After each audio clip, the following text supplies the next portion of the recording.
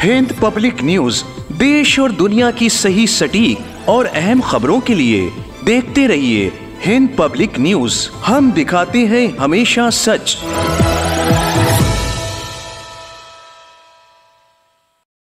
तभी तो बहुत कुछ होना है और अगर ये लोग असफल रहे तो जो सेकुलर सोशलिस्ट बाथ पार्टी के जो सपोर्टर्स है समाज में, वो भी उभर कर आने वाले कुछ महीनों और साल में भी कुछ भी हो सकता है। Okay, so there is a lot that is to happen. इतना इजी नहीं है, जिन्होंने टेक ओवर करना इजी है, संभालना बहुत मुश्किल है। पॉइंट इज का भी अभी तो बहुत कुछ होना है। ये लोग संभाल पाएंगे क्योंकि इनकी जो कट्टर सलफी वहाबी आइडियोलॉजी है, क्या वो एक डाइवर्स सोसाइटी को समझ कर ले पाएंगे? आदाब, नमस्कार, मैं सरवर हुसैन हिंद पब्लिक न्यूज में आपका स्वागत करता हूं। शाम के जो इस वक्त ताज़ा हालात हैं और जो रिजीम चेंज हुआ है उस पर हमसे बात करने के लिए हमारे साथ जनाब फिरोज मीठी बोर वाला, आपका स्वागत करते हैं। फिरोज जी, इस वक्त जो सीरिया के हालात हैं उस पर आपकी पहली अगर प्रतिक्रिया मांगे तो क्या आप देना पसंद करेंगे सर? एक्चुअली मैं सीरिया काफी बार जा चुका हूँ, खास करके वॉर के दौरान भी। जब गाजा का कारवां निकाला था तो सन 2010 में गए थे, फिर सन 2011, 12, 13, 14, मतलब मैं काफी गया हूँ। वॉर के बारे में लिखा भी है। तो काफी दो किस्म के मत है इस सवाल को लेकर, क्योंकि मैंने असद को जो समझा था, खास करके 2012 के बाद, कि वो resistance block, axis of resistance जिसको बोलते हैं, Palestine, Hezbollah, Syria, Iraq, Iran और यमन, वो उसका एक बहुत ही इंपॉर्टेंट एलिमेंट था। और आज भी सीरिया का किस दिशा में जाएगा वो देखना है। दूसरी बात कि जब ये अरब स्प्रिंग सो कॉल्ड टुनीसिया से चालू हुआ था तो सीरिया में वो कोशिश हुई थी कि एक पॉलिटिकल और डिप्लोमेटिक तरीके से इसको डील किया जाए और वहां सिविल वॉर ना हो। मगर तुर्की, कतर से लेकर अमेरिका, इजराइल, उसमें सऊदी भी, के वो चाहते थे कि सिविल वॉर हो या सीधा का सीधा रेजिम चेंज हो जाए, जैसे उन्होंने करवा लिया था लिबिया में, वहाँ के अलकायदा और आइसिस को भेजकर। और उसी किस्म का वो लोग कुछ चाहते थे। मगर एक अरब कमेटी बनी थी, कि एक फैक्ट फाइंडिंग कमेटी अरब लीग के तरफ से, कि इसको हल कैसे किया जाए। तो जो कमेटी गए बोलेंगे अगर यहाँ सिविल वॉर हुआ तो बहुत ही बर्बादी हो जाएगी। ये जरूरी है कि जो सरकार है और जो ऑपोजिशन है उसमें से एक डायलॉग हो और वो डायलॉग में से एक रास्ता निकले, कॉन्स्टिट्यूशनल अमेंडमेंट भी हो। तो एक्चुअली प्रेसिडेंट असद ने सब बातें मानी, काफी कॉन्स्टिट्यूशन चेंजेस आए थे और सन 2014 में एक रेफरेंडम करके वो पास हुआ था। ये सब मेरा आंखों देखा हाल है। वो कॉन्स्टिट्यूशन में जो बाथ पार्टी का पूरा कंट्रोल था वो टाइम को, वो भी निकाला गया और बहुत सारी फ्रीडम्स भी वो कॉन्स्टिट्यूशन में आई। मगर एजेंडा कुछ और ही था। ये असद की सरकार को टारगेट करने के लिए, क्योंकि उसके पहले फ्रांस और वेस्टर्न यूरोप ने भी बहुत कोशिश की कि सीरिया निकल जाए रेजिस्टेंस ब्लॉक में से, वो सपोर्ट करना बंद करे पैलेस्टाइन को, हिजबुल्लाह को और ईरान के साथ। मगर असद ने कभी असद की सरकार ने कभी वो बात मानी नहीं, क्योंकि हम ना बोले कि असद के कैबिनेट में 99% जो उसके कैबिनेट मिनिस्टर से सब सुन्नी थे। एक्चुअली सीरिया की इकोनॉमी लार्जली सुन्नी कंट्रोल थी। और ये बोलना कि शिया या अलवी का कोई ज्यादा कब्जा था, वो भी बात सही नहीं है। अगर वो बात होती तो असद 2011-12 में ही 2 दिन के अंदर वो बदल देते। मगर वो कैबिनेट जो उसकी थी, प्रेसिडेंट असद की जो कैबिनेट थी, वालिद मुअल्लिम जैसे बहुत बड़े बड़े लीडर्स थे, सब सुन्नी थे और वो कतर के पैसों के सामने अपने आप को बेचने के लिए तैयार नहीं थे। मगर उसी दौरान फिर हम देखते हैं कि आइसिस को तुर्की के माध्यम से, वो तो क्लियर कट था कि वो टर्की में से ये सब आइसिस, मगर उसमें कतर की बड़ी फंडिंग, क्योंकि इसमें ऑयल का बहुत बड़ा मैटर है। ऑयल का जो पूरे टनल वो पाइपलाइंस है, कि कतर चाहता था कि यूरोप जाने के लिए एक पाइपलाइन बने जो वाया जॉर्डन, सीरिया होकर वो ग्रीस और यूरोप की तरफ जाए। असद ने उसको मना किया था क्योंकि उनको भरोसा नहीं था इन लोगों पे। असद का था कि जो ईरान इराक वाला पाइपलाइन है वो मेरे लिए काफी है। तो 2 पाइपलाइंस की जो रशिया भी उसमें शामिल थे, तो 2 पाइपलाइंस का भी मुद्दा था। तो ये अमेरिका, इजराइल, ब्रिटेन ने पूरा इंजीनियर किया सऊदी, कतर को लेकर के कुछ भी करके ये डेमेस्कस की भी सरकार हमारे कंट्रोल में आ जाए। ये जंग चली, इलेक्शन हुए, मैंने तो देखा था, इलेक्शन के दौरान भी गया था, लोगों ने निकल निकल कर वोट किया था। आतंकवादियों ने भी कोशिश की थी कि लोग ना वोट करें, मगर वो सफल नहीं हुए इसमें। और जब रिजल्ट डिक्लेयर हुआ और बशर अल असद जीते, तुरंत अगले दिन पता चला कि आईसिस मोसुल में पहुंच गया है। ओके, तो वहां से वो कहानी शुरू हुई थी आईसिस की 2014 में। और अगर मेजोरिटी सुन्नी बशर अल असद के साथ नहीं होते तो असद टिक नहीं पाता, वो बहुत क्लियर मामला है। सिलसिला चला, सैंक्शन लाए, सैंक्शन इतने भयंकर आए कि सीरिया, क्योंकि ये बहुत छोटा देश है, 2.5 करोड़ की आबादी, दिल्ली से ज्यादा थोड़ा या बॉम्बे से थोड़ा ज्यादा पॉपुलेशन है, तो 80 देशों के जिहादी, ISIS, अलकायदा, वो सबको भेजना, एक छोटी सी आर्मी के खिलाफ लड़ना, हिजबुल्लाह तो था ही साथ में, ईरान भी आ गया था। बाद में रशिया को उतरना पड़ा 2015 में, और वहां से चीजें संभलने लगी। तो 2015 से 20 तक तो चीजें संभलती रही, मगर सैंक्शंस के कारण ये देश वीक होता रहा। उसके बीच में अलेप्पो को भी असद की सरकार ने वापस ले लिया था। मगर नॉर्थ ईस्ट में कुर्दिश जो थे वो अमेरिका का सपोर्ट से थे। जो जिहादी हार रहे थे वो सबको इडलिब में जाने का एक प्रबंध बना दिया था कि ठीक है आप इडलिब जाके रहो। मगर इडलिब बन गया इडलिबिस्तान, और वहां ये ट्रूस मेरा मानना गलत ही था कि जो भी जिहादी हारते थे उनको एक्चुअली सीरिया से बाहर निकालना चाहता उनको, या जेल में डालते या उनको टर्की वगैरह में देते। मगर इडलिब को दे दिया, इडलिब एक इडलिबिस्तान बन गया, और वहां इनकी ट्रेनिंग चालू हो गई। जैसे यूक्रेन के को लेकर भी जो पुतिन ने गलतियां की कि वो पॉलिटिकल डिप्लोमेटिक प्रोसेस में बहुत टाइम गवा दिया, और यूक्रेन की बड़ी आर्मी वहां खड़ी हो गई। तो ये सीरिया और रशिया की कोशिश ये थी, ईरान की भी, कि इसको पॉलिटिकली रिजॉल्व किया जाए, खास करके टर्की के साथ, मगर प्लानिंग तो कुछ और ही थी। अभी परसों जाके ये, लेकिन जी, मैं माफी चाहूंगा आपको बीच में रोकने के लिए, लेकिन जो इस वक्त हालात जो इस वक्त जो वहां बने हुए हैं और जितनी आसानी से ये रिजीम चेंज हुआ है, क्या आपको हैरत नहीं होती? क्या लोग भी हैरत में हैं, लोग भी इसको समझ नहीं पा रहे हैं कि इतनी आसानी से ये कैसे रिजीम चेंज हुआ? इसकी क्या वजह समझते हैं आप? सही बात नहीं है। अभी जो पहले तो अभी जब ये हुआ सडन, क्योंकि जैसे इजराइल और लेबनान की सीज़फायर हो गई, सो कॉल्ड सीज़फायर, तो तुरंत वहाँ इडलिब के लोग ने अलेप्पो को कैप्चर किया, फिर हम आए, फिर होम्स आए, और डेमास्कस में कुछ चंद दिनों में खत्म हो। और रशिया, ईरान और तुर्की की मीटिंग भी हो रही है। सब लोग बोल रहे कि हम लोग खड़े हैं, खास के रशिया और ईरान। तो एक्चुअली हो क्या रहा था, आई थिंक एक फेज आया कि वहाँ की जनता में भी वो ताकत ही नहीं रही, ना सीरिया में वो ताकत रही। एक सीरियन सोल्जर को महीने का $20 का उसका पेमेंट है, सीरियन जेल को कुछ $40 मिलता है। मतलब गरीबी और इकोनॉमिक सैंक्शंस के कारण ये समाज बहुत हद तक टूट गया था, तो लड़ने की क्षमता उनमें थी नहीं। तो जब ये, आई थिंक ये जो अटैक हुआ, और जब सीरियन आर्मी उसका जवाब नहीं दे पाई, तो ये मतलब हैरानी की बात थी कि ये क्यों हो रहा था। ईरान की तरफ से जो बात पता चली कि they were willing to support Assad, but Assad was not willing to take the support. और पुतिन ने भी कहा कि हम सीरिया से ज्यादा सीरियन बन नहीं सकते। तो कहना कि जो सीरियन लीडरशिप है, हाफिज असद और उसकी जो भी सरकार है, उसमें समझ में आ गया कि अभी हम लोग ये सिचुएशन को नहीं समझ सकते। तो एक लगता है कि ईरान, रशिया, टर्की, सऊदी, कतार, सब में कोई बड़ी अंडरस्टैंडिंग हुई है। इसलिए इस बार जो आईसिस, अलकायदा का जो नया स्वरूप है, इसलिए शाम, उनको एक मॉडरेट अलकायदा करके पेश किया गया था जुलान को। इस बार उस किस्म का कत्लेआम नहीं हुआ जो उन्होंने मोसुल में दिखा था यजीदियों के साथ और कुर्दों के साथ और दूसरे इराकियों के साथ। वो कत्लेआम सीरिया में नहीं हुआ, ये वो बात। दूसरा की जो अलवी इलाका है, वहां कारतूस और लताक्याला वो वहां गए भी नहीं है।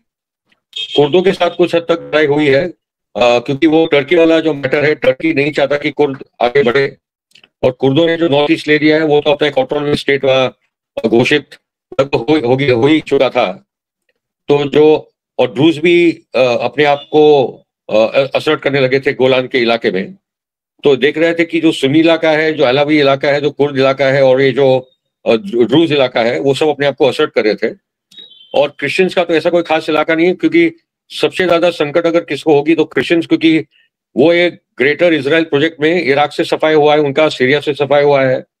तो और बशर अल असद पे उनको बहुत भरोसा था, कि इन्होंने हमारे साथ वो खड़े असद, प्रेसिडेंट असद। तो ये अभी लग रहा है क्योंकि ईरान ने भी अपनी एम्बेसी वहां से हटाई नहीं है, और जो प्राइम मिनिस्टर थे बशर असद के, जिलानी उनका नाम है शायद, तो वो भी अपनी जगह पे डेमास्कस में है।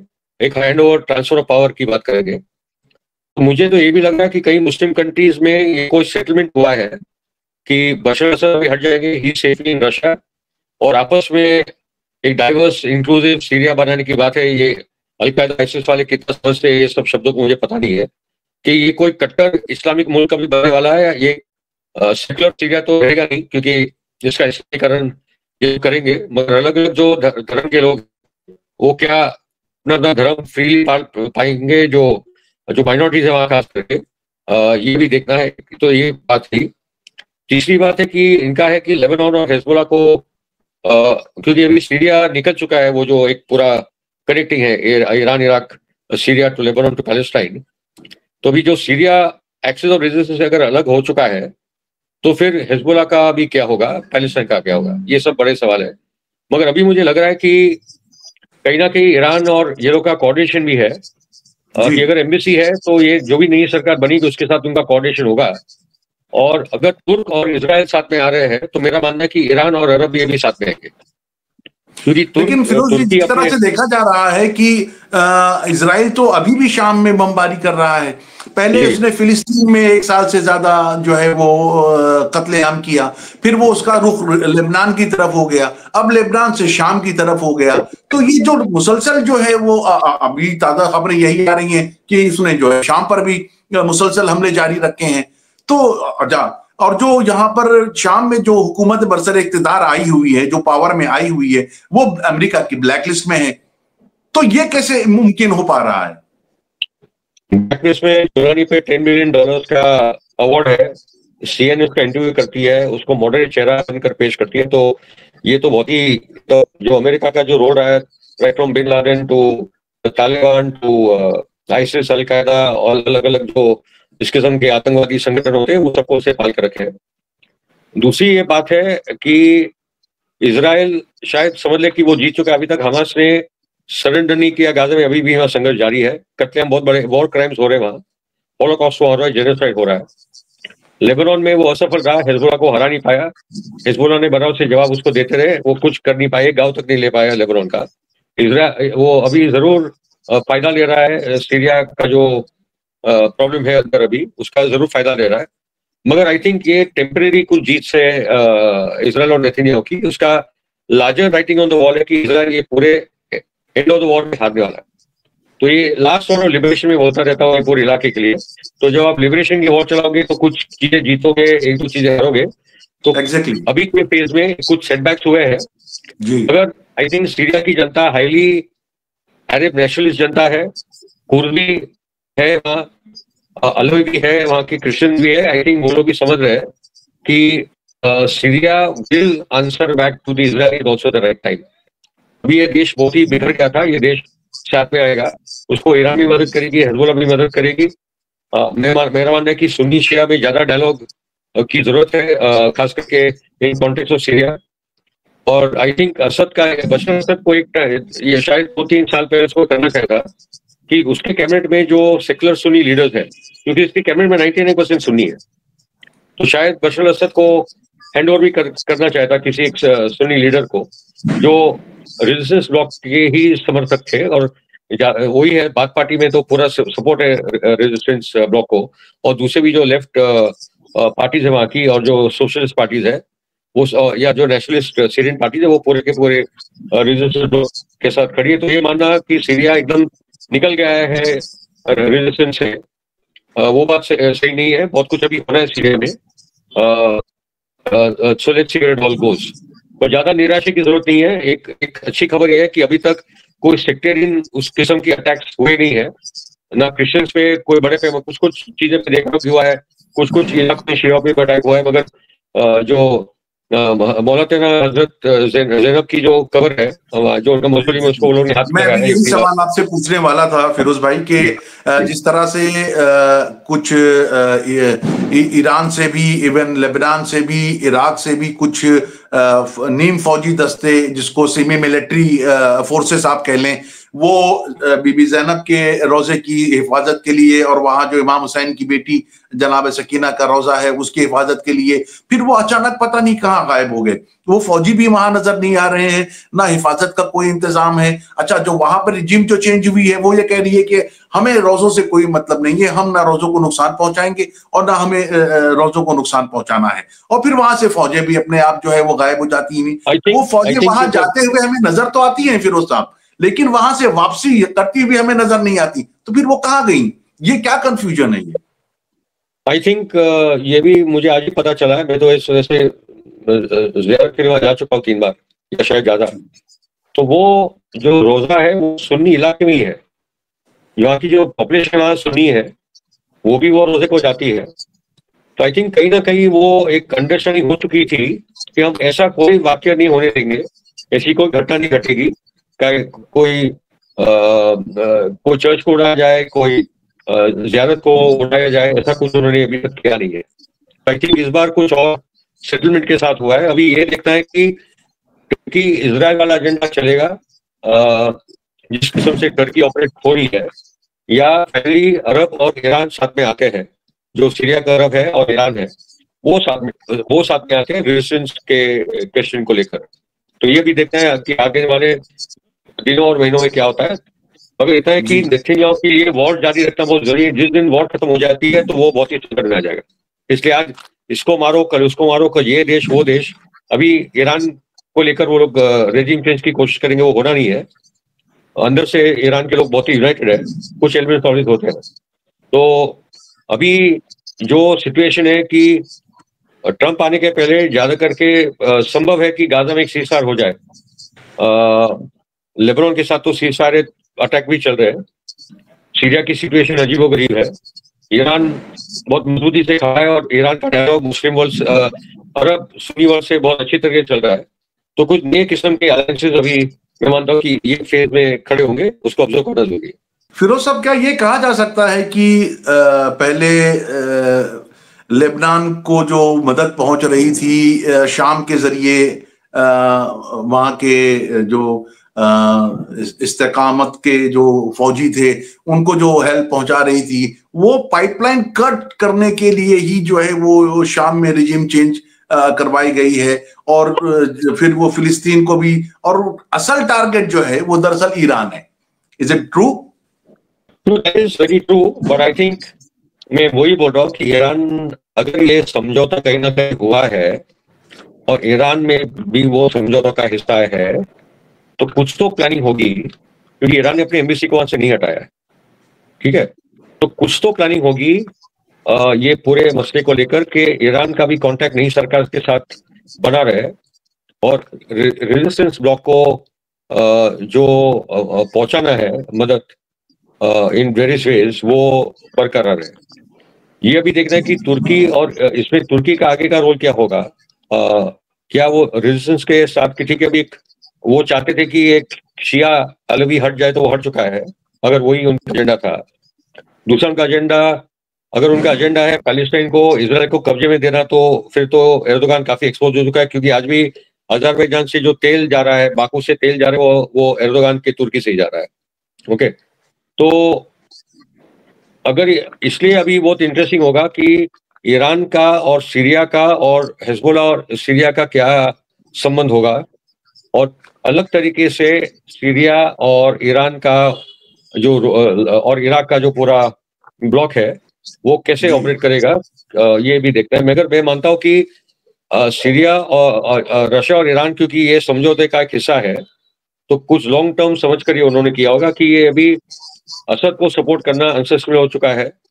असद भी वहां रहने के लिए लॉन्ग टर्म में भी वो इतना इंटरेस्टेड नहीं थे, लग रहा है, क्योंकि ईरान उनको लगातार मदद करी, मगर वो इस हद तक लेने के लिए तैयार नहीं थे। तो असद को शायद समझ हो गया कि ये सोसाइटी काफी कोलैप्स हो गया है अभी उसके लिए, और इसको सस्टेन करना इम्पॉसिबल हो चुका है।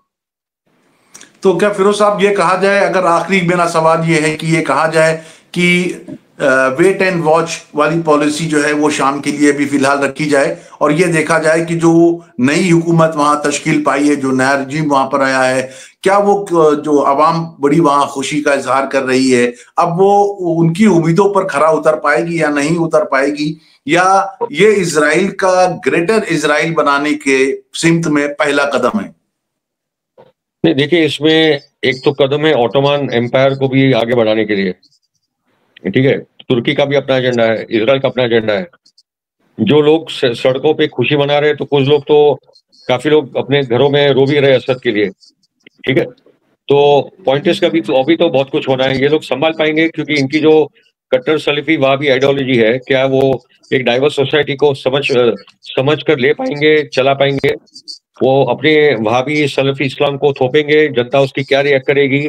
या औरतों के जो अधिकार है, मैंने तो वहाँ मीडिया सेंटर में देखा कि 2 या 3 बजे तक भी रात को औरतें वहाँ काम करती है, जीन्स टी शर्ट पहन के अपना गाड़ी चला के घर चली जाती है। तो वो सब क्या, ये क्योंकि ये अरब भी नहीं है, एसटीएस वाले तो पता नहीं कहाँ से, उइगुर है और कोई मंगोल है, तो पता नहीं कहाँ से आए लोग, ओके।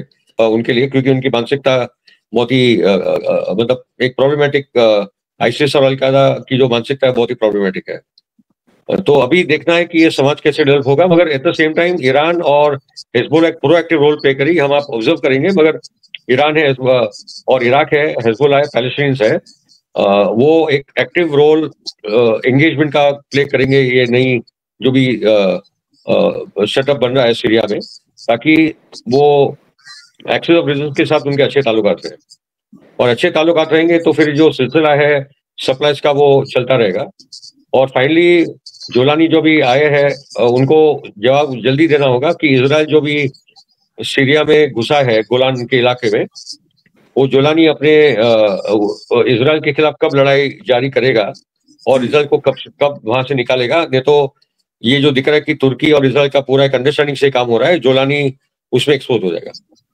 एग्जैक्टली बहुत बहुत शुक्रिया हमसे बात करने के लिए फिरोज बिटी बोरवाला जी। आइंदा फिर हम आपके साथ नए मौजू के साथ हाजिर होंगे या शाम के नए अपडेट के साथ हम आपको फिर जहमत देंगे। तब तक के लिए इजाजत दीजिए, खुदा हाफिज। नाजरीन, हम फिर आपके सामने हाजिर होंगे नए सवालात लेकर और नए टॉपिक के साथ। तब तक के लिए हमें इजाजत दीजिए। देखते रहिए हिंद पब्लिक न्यूज। नमस्कार।